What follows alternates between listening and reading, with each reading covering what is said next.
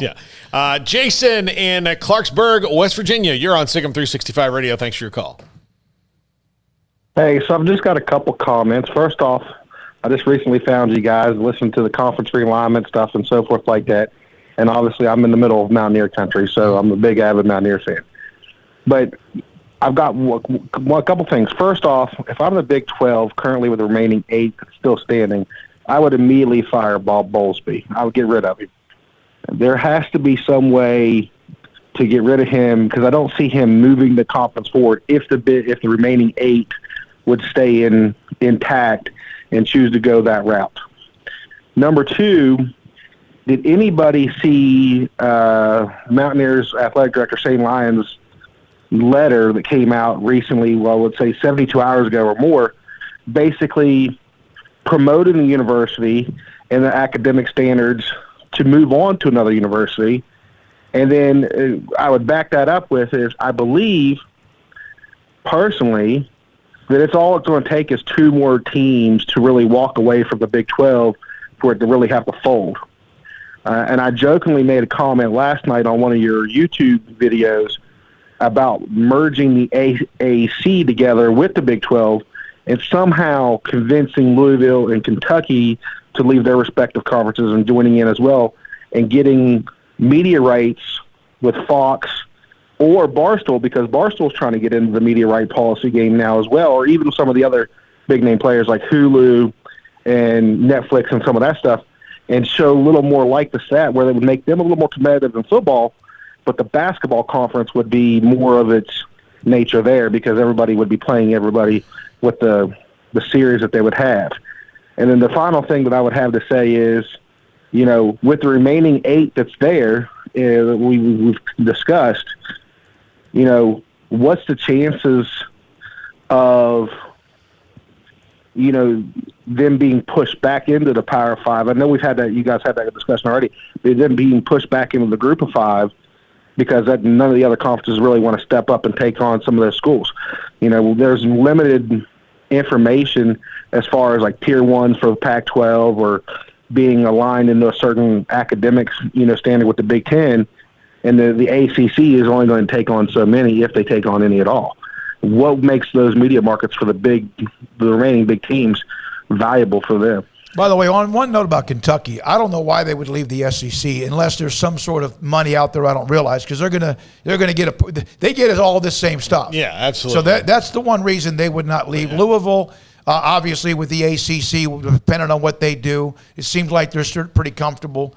And I don't know if is there a grant of rights in the ACC? Oh, there's a grant of rights and a $50 million penalty. Well, and it goes through like another 10 years. Yeah, and so, like the 37 or something. And the like ACC is not, like the ACC and Pac-12 kind of live in the same realm of like where they're together, but they're not the strongest. I mean, you know, we know, but like they're just run better than the Big 12 has been run. By the way, and also on West Virginia, love the Mountaineers. Appreciate that. It's been great to have them. I've really enjoyed having them at games in town or whatever in various sports. And E. Gordon Gee has been on our show a handful of times, and I've invited him. I know right now he's probably can't say anything, but I got a feeling we'll probably get him on at some point because he does love to get on the radio. Well, going back to your first thing on Bob Bowlsby, and also, yes, I did see the Lions tweet and kind of I saw a few tweets of West Virginia kind of promoting itself and whatnot, almost alluding to like what you're saying, kind of making themselves attractive potentially to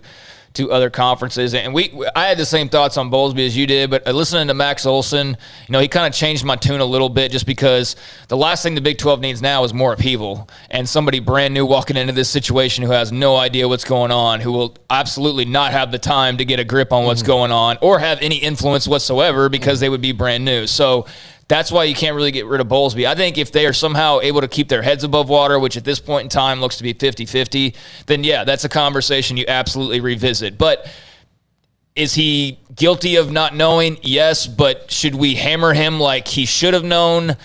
I think only to a small extent because of how secretive and shrouded this all was, you know? Like the more you think about like the fact that probably 4 people knew these conversations were going on, I can't really get mad at him for not knowing that. I also do feel like he should know everything that's going on, but clearly the move was to make sure that he didn't know what was going on. So, like, can I get mad at him for that? I'm frustrated with Bowlsby for a lot of other reasons. I'm frustrated with him for multiple reasons, and a change eventually would not surprise me, but is there going to be any reason to change? Is there going to be a commissioner needed for this group of schools? I could make the argument that with Texas gone, your job as the Big 12 commissioner is much easier. Oh, for sure. Yeah. So, if there is a Big 12 and there is no Texas to gum up the works, then, and I'll reiterate, that's what the SEC does not quite understand, whereas like Texas is saying all these things now because they have to. But wait till you beat them 3 times in a row in football. Whatever you've been doing wrong is going to get cranked up a little bit. 303 area code. By the way, you got something else to add to what you were I just want to finish what he was talking about. So I think West Virginia, maybe they're the school that Bob Bowlsby was alluding to. Maybe that's the SEC reaching out. I still think for West Virginia, based on the things that I've read, and who knows if that's completely accurate or not, that they're going to need a second school to join the ACC, as in Notre Dame, which Notre Dame has no motivation as of right now to do so. So I'm not sure that the ACC is actually, looking around. But, man, if only old Bowlsby would have dropped who exactly the conference was and who the team exactly was, then I think that we could start putting a lot more puzzle pieces together. But without that information, it's just a guessing game on any of the 8 and who that would have been that they were talking to. I think West Virginia will be fine, but my whole thing with the Big 12 schools right now is stay pat, collect your money, and then go from there. But we'll see if they have the patience to do that. Bob Bowlsby, you can say whatever you want, and yes, there are things that we've said before as well. But that letter to ESPN is a TV partner. That's a nuke, is what that is. You could say whatever you want. That is not a shot across the bow. That is a threat. That is an absolute, and you can laugh at them and you can laugh at the remaining 8 and whatever. Stuart Mandel, theathletic.com, I have never, ever seen a commissioner make such a blunt accusation at a current TV partner. Just wow. I agree. I've never seen someone do that. And I did see, some of the comments immediately right away were LOL and whatever. Like, look, if you haven't had much experience with Bob Bowlsby, this is like the ballsiest thing he's ever done. Now, granted, he's doing it when time's running out on the clock. So wish he would have done this, when TCU and Baylor were tied for a playoff spot potentially, and he decided, I'm just not going to make a decision. Thanks, Ohio State, But that is the most aggressive he's ever been in any kind of a statement, that's for sure.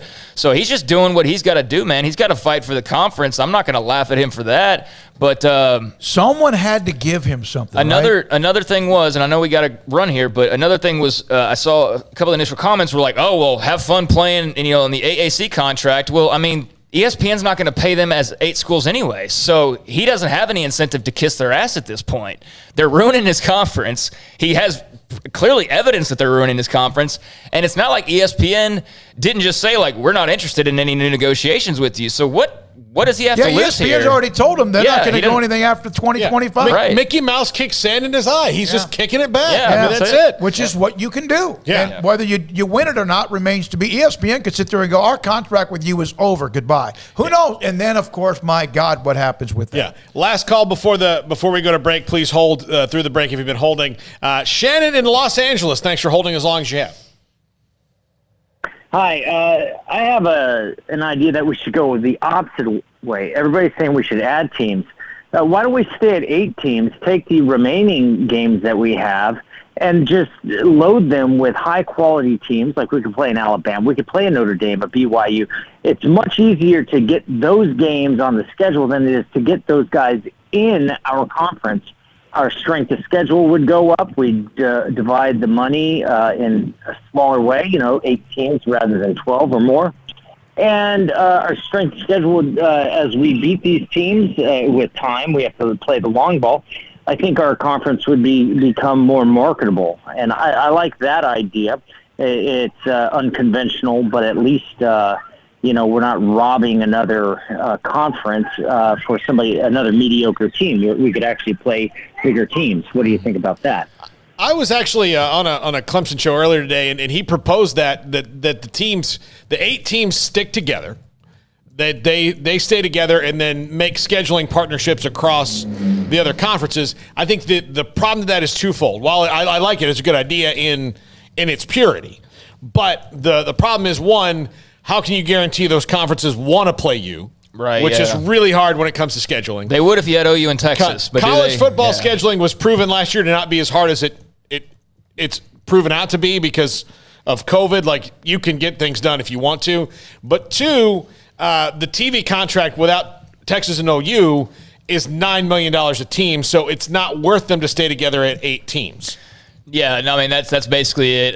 They'll be able to, once the OU and UT thing becomes official, whenever that becomes official, they'll be able to drop that monetary amount per school down to $9 million, probably, like Paul said, whereas right now they're making like $30 million. So that's why that buyout money is so important, because you are not going to be making $30 million or $20 million per team on TV rights anytime soon.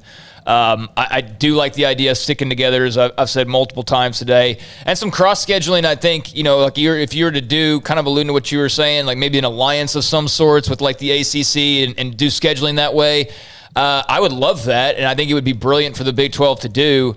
But like Paul said, it's like, how much interest would these other conferences have? Because if I'm the Pac-12 and I've got the option of, I could do this cross-scheduling with the Big 10 or the Big 12, well, that's an easy decision. If I'm the ACC, I could do this with the SEC or the Big 12. That's an easy, they'd be the last in line because of the teams that are remaining. But they're going to have to get creative, to your point. I mean, if they're going to stick this out, they're going to have to get creative, and maybe cross-scheduling is something that they throw out there. An alliance is maybe something they throw out there. So I dig your line of thinking. I don't know. But can I mention this? You mentioned the Stuart Mandel tweet. Yeah. You didn't mention what he quote tweeted, which was a separate quote from the actual statement. This was a statement from Bob Bowlsby to the Associated Press that Mandel was actually quote tweeting. I have absolute certainty they, being ESPN, have been involved in manipulating other conferences to go after our members. That's what I have absolute certainty they, ESPN, have been involved in manipulating other conferences to go after our members. That was Bowlsby to the AP. Well, this whole thing has been a complete articulation of deception. And the other conferences, that might be another conference commissioner that just likes Bob Bowlsby and feels bad that he spent a whole 2 days saying, like, hey, everything's great, the Big 12's fine. And then all of a sudden he looked, he was the emperor, had no clothes. All of a sudden, it looked really bad for him. Well, maybe someone said, like, hey, ESPN's called us about. Well, I would say that there's a good chance that that's the case. I'm sure he's got buddies in the business that would look out, although they didn't on the Texas-Oklahoma side of things. But I think this could be, as we just speculate on who was talking to who and all that, might be another conference who's not really thrilled with all this stuff that's going on, who's like, hey, man, this stuff's not good for college football. Like, maybe somebody finally has the backbone to, like, stand up and say that, because they have no other choice. Right. Yeah. I mean, like, look, this is not going to be good for everybody. This is great for Oklahoma and Texas. This is great for the Southeastern Conference, but it's not going to be good for the remaining Big 12 members. And I know most people out there watching don't care about those 8 schools,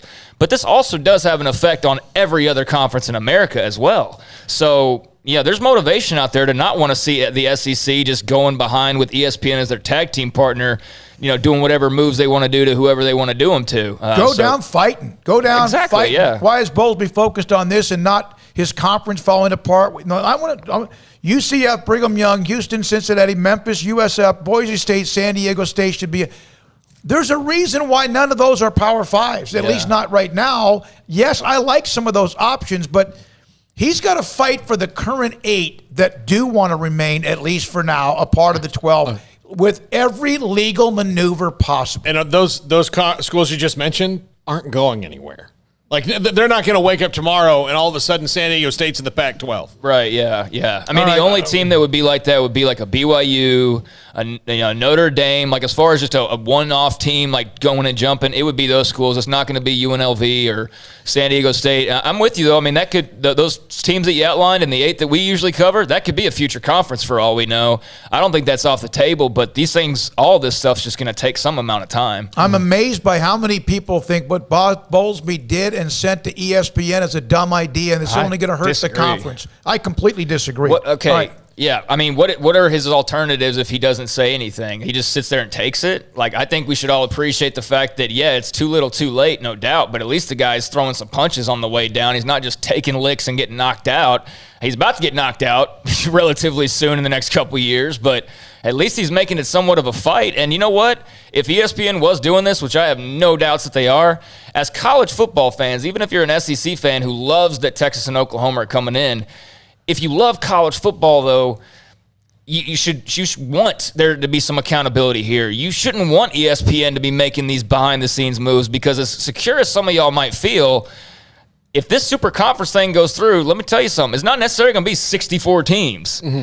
A good chance that it's like 24. So, yeah, you can laugh at the 24 that ESPN likes. Yeah, not just everybody in the SEC necessarily. So, I mean, the ball's still rolling around here, and you don't know right now. You might think that your school's sitting pretty tight, and you may not know that, or that might not be the case when all is said and done. Brett McMurphy with this little nugget: Big 12 cease and desist to ESPN, claiming the network contacted other conferences, encouraging them to take Big 12 too. Here's why.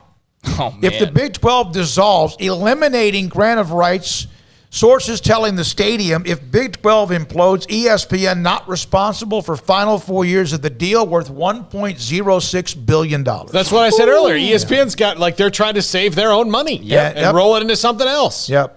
And the 801, by embarrassing SEC. ESPN publicly, you're removing the most powerful entity in college sports. If they're doing something illegal, I don't give a damn. You go after them, and especially again, when your conference is right now possibly on life support. And again, the whole thing about ESPN and these teams in the future, we're talking about teams who don't necessarily have a spot in the future. So you either fight to survive today and a few more days, or you just take it and you're vanquished. I mean, there's not a future ESPN deal likely. I mean, they've already talked with the Big 12. They have no interest in making the Big 12 great again or anything like that. I mean, ESPN clearly doesn't care about the Big 12. So why should the Big 12 right now, as they're taking their last breaths, care about what could happen at ESPN 5 to 10 years from now? I get you got to do the long play, but this is D1 life or death almost in a way. You know what I'm saying? Like, they don't have a choice but to fight this. I think that's pretty clear.